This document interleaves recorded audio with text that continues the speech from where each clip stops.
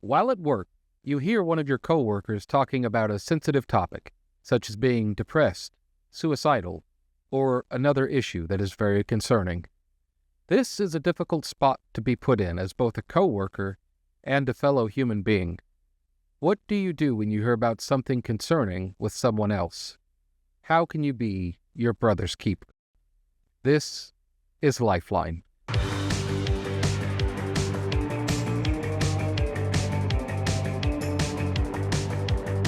Hello, and welcome back to another episode of LifeLine 911 with your host, Erica. Hello. I am your co-host, Gary, and unless I'm mistaken, this is our 100th episode. So congratulations, Erica. Yay! And today we are going to be discussing being your brother's keeper. How can you help to make sure that your coworkers that work with you are mentally okay? What are some of the boundaries that should be put in place? And what are some of the resources that you can use? Now, of course, these are going to vary from company to company and department to department. Yeah. But there's some general basics that always follow everything. So, Erica, you're actually a member of our division's peer support team, are you not? Actually, I am not. Oh, that's right. You're not. I'm But not. I always treat you like it. I always send the stressed out people to talk to you, so that works for me. And so, unofficially, yes. Officially, no. And that's okay because this actually works for what we're talking about. I call it a blessing. Just my personality and relationships that I've cultivated, both from my time on the floor and even as a supervisor. I've just been fortunate to cultivate what I have been told is just a trusting, approachable personality, right? So that when people are going through things, they don't have any problem coming and talking to me about them. Mm-hmm. And some of them can get really deep. They can be, wow, deep. It can be anything as simple as, I'm really struggling in training, or I'm struggling with my trainee. I'm struggling with a peer. My boyfriend is X, Y, and Z. My girlfriend, X, Y, Z, mom, dad. I mean, it runs the gambit. I've been fortunate. So I am often mistaken for a official peer support person, and no dig on peer support at all. Matter of fact, we need them, and they're an amazing resource. But what if you're not peer support and you run across some, or you're sitting in the next pod or station, cubby, cubicle, whatever you want to call it, or if you're just in the break room and around the corner you hear a conversation that causes you concern? What do you do? Mm-hmm. Do you have the right to speak up, or should you mind your own business? Good fences make good neighbors, as they say, but there are certain things that need to be, that people might need help on. Yeah. Now, I think it's pretty challenging in our profession because a lot of us tend to have a pretty dark or macabre sense of humor. So, we might be like, oh man, they forgot to include my French fries. I'm going to blow my brains out, and we're not actually meaning we're going to kill ourselves, but it's just kind of, what you say. It is important to kind of differentiate between, if you know somebody and they say something like that in a joking manner, that's probably not a great thing to do at a professional environment like work, but, that's one thing. But there's also times when people kind of are serious about that because in our profession, there's a lot of trauma that happens in addition to the challenges of life, and it can get to you. Yeah. And so the question becomes, are you your brother's keeper? Should you be? And I think the answer is yes. I think that you should trust the instincts that you've developed over time and the many conversations that you've heard from people who have been, suicidal or troubled. I'm not suggesting that you brand yourself as a professional, but you're a human being. And most of the time you have worked with these people for a considerable amount of time, even if it's just months or years, and you notice that the tone that they use rings true. right? Because one of my favorite sayings is truth has a sound. You know the truth when you hear it. Most of the time you go, that rings true. Not just because it was proven, but it just something in your, it just deep in your being says, I feel like he meant that. I feel like she meant that when she said, I just don't want to be here anymore. Now, me and my personality, as Gary well knows, I am the type that'll say, I'm ready to go home too. Because I'm trying to figure out, is that what you mean? Let's blow this popsicle stand. I'm out. Let's just tell the supervisors we're leaving. We're going home. I may joke, but I'm really trying to find out if that's what you're talking about, or are you talking about something more deep, something darker. And if I get the impression that that's what it is, I'm going to ask you. But some people may not feel like they can. And maybe that's just my personality, or is that the supervisor in me? I think that it's very hard because if you have a suspicion that somebody might actually be having really negative thoughts, you have to come out and just ask them, are you suicidal? And that's it's a good question because it cuts through all of the layers of defenses that people have up. And it's so direct and blunt that it can kind of help clarify the matter.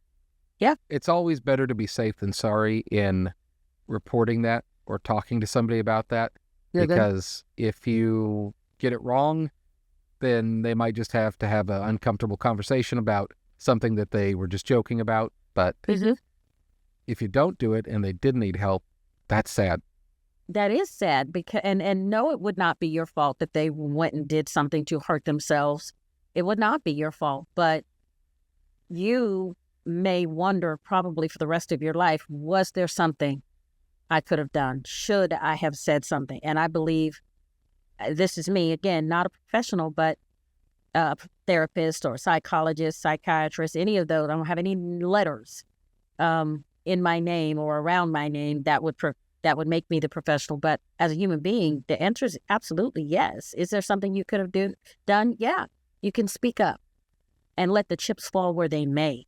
And if they are irritated with you, because now they had to go have this uncomfortable conversation, well, guess what? At least they are here to be irritated with you. Yeah. It's okay.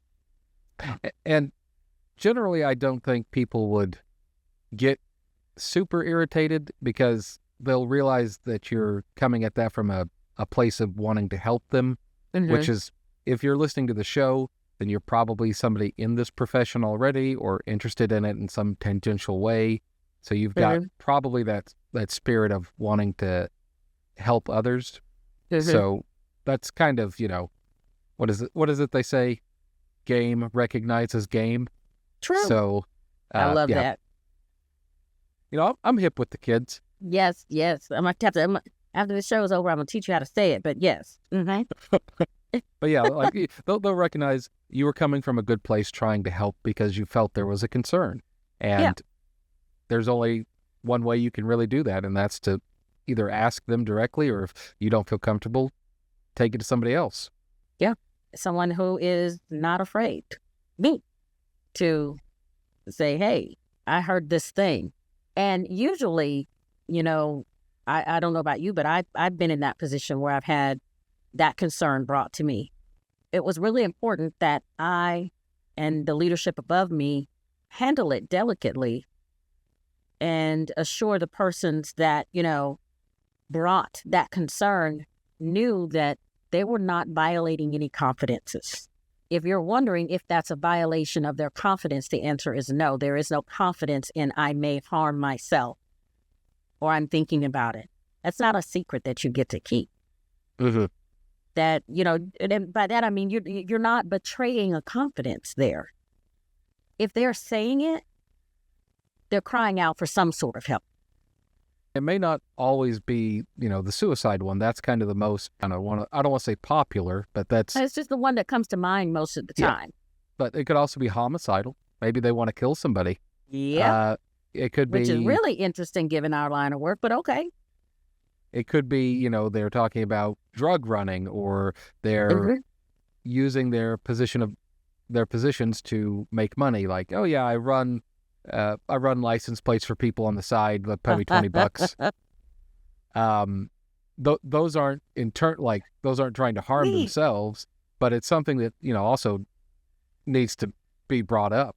Sure. At some point. It falls into that, whether it's a quote unquote duty to report, or, I really should say something because this is not normal. Now, what about this one? You overhear, or you not overhear, you happen to be in the break room and someone reaches for the refrigerator door, their sleeve goes up enough and you see a big hand crank. Yeah, that's another sad one where there's kind of potential for domestic abuse. Bruising that doesn't line up with I ran into the kitchen cabinet. Because usually people that are in those types of relationships, male or female, they have a mountain of excuses for every bruise, every cut, scrape, every limp. And this is constantly happening. If you know something, you hear or see something, is that your business to report that? To say it to someone? Hey, I don't know. This might be nothing, but I saw this in the break room and it did not look right. You had spoken earlier about not being a licensed professional or therapist, but, we've all been human beings on this planet for, a number of years. So we have that experience that's important. So we can hopefully feel confident and comfortable, if not approaching the person directly, at least saying something about it, because like suicidal ideations, domestic abuse, drug addiction, all of these things, if not addressed, don't tend to go in a good direction. Like, they don't. It doesn't generally get better on its own. No. And, people, they need help. Just as the callers need help. Yeah. And sometimes the first responder is the one that's in need of help. We have had that situation more than once in our own centers, where we've had people that it became really, really clear, they need our help. And we were able to maybe not fix it, but we were able to come alongside and offer resources that they may not have realized were available to them. And I mean, to my understanding, those situations are better now. I don't want to go too deep, but, they're in a better place now because they were able, because somebody said something and they were able to take advantage of the resources that were available, and they're just in a better place now. And that's the goal. People that are first responders tend to be the least likely people to reach out for help. We had an episode, I think in season 1 or 2, called Mind Base, which was a program that would help first responders kind of deal with trauma.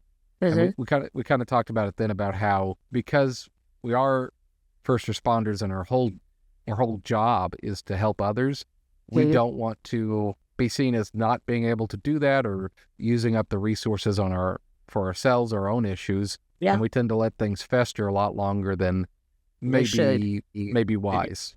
Yeah. And we don't want sometimes we don't want to appear weak. We don't want to, I'm supposed to be able to just suck it up, buttercup. Even though we know, because make no mistake, we do know that this is not okay and that we're not in a good place. We're fully aware. For whatever reasons, a number of reasons, we choose not to reach out. It might be embarrassment. It might be not wanting to be seen, like we said, as weak. But it's important for us as their work family to keep an eye out, and when you see something, say something. And so to answer the question ultimately, or maybe even just throw it out there, yes, you are your brother's keeper, because if not you, who? As we've said many times, oftentimes you're going to be spending more time with your coworkers than you will your own family and friends. 40 hours a week or more. Sometimes more. And sometimes a lot more, depending on how things are going. Yeah. It's not a sign of weakness to ask for help, but sometimes you need to be prompted to do that. And just having someone check on you, say, hey, how you doing? That can go a long way to making it not feel so lonely. Absolutely. And it is not a breach of their trust, and it is not a breaking of any confidence to look out for your colleagues' well-being. Because if you step back from looking at it as a breaking of confidence or getting in their business, if you step way back and put your first responder hat on when you're looking at the situation, it can be easier to make that decision. Hold on, let me look at this through the lens of a first responder. If this was anybody else, what would I say? What would I do? Would I sit on it, or would I speak up? Or if this was someone who came to me and told me about what they saw or what they heard, what advice would I give them? That can give you the permission structure that you need to make the choice is the right one, which is be your brother or sister's keeper. Speak up. And if it's nothing, awesome. If it is something, even more awesome, because now we can get them some help. Yeah, and that's where it very well said, I think, because you can check with other people if you're not sure. I mean, you don't want to go spreading rumors around, but right. If your organization has crisis units or peer support, that's perfectly useful to grab them and say, hey, got a question for you. I overheard X and Y and Z. Is this something that needs to be, that should be reported or looked into? Or is, there's lots of people that have experience with that. And as you said, putting on your, 911 call taker hat or dispatcher hat, how would you treat this if it was a call that came in? Would it be something worth checking out or no? Yeah, would you enter a call? Or would you go, nah, it's not my business. And you might not be wrong about that, but the fact that this person comes to work with you every day and you've begun to see changes, or if you see something really, really obvious, yeah, it is your business. Speak up. It's better safe than sorry. Because a lot of people, I think, appreciate it when, maybe not in the moment if they're in a really bad spot, but as time goes on and they can get some distance from that, they'll see it less as a betrayal of trust and as, hey, this person was actually looking out for me, trying to help me. Well, yes.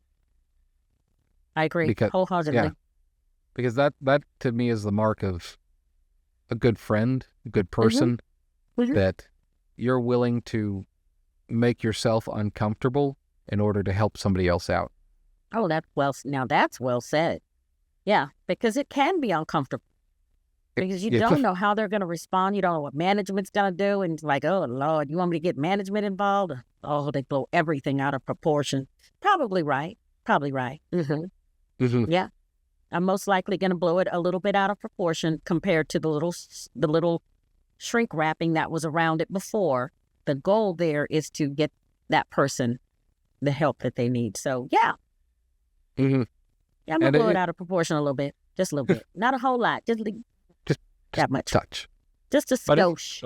It's always funny that we are so hesitant to ask for help for ourselves when that's kind of what our job is. Like, how many times, like, do we know people that may have needed like a medical assistance and they're like, they don't call, 911 because they don't want to, for whatever reason, they don't want to. No. The one you hear often is, I don't want to bother you guys. I know you got important stuff to do.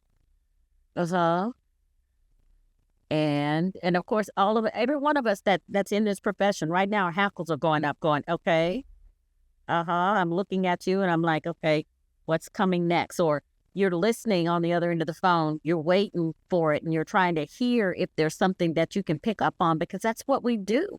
I don't want to bother you. I don't know if it's that important, but the left side of my face isn't working. Is that a problem? Yeah. And you go, what? Or gosh forbid if one of your family members, Yep.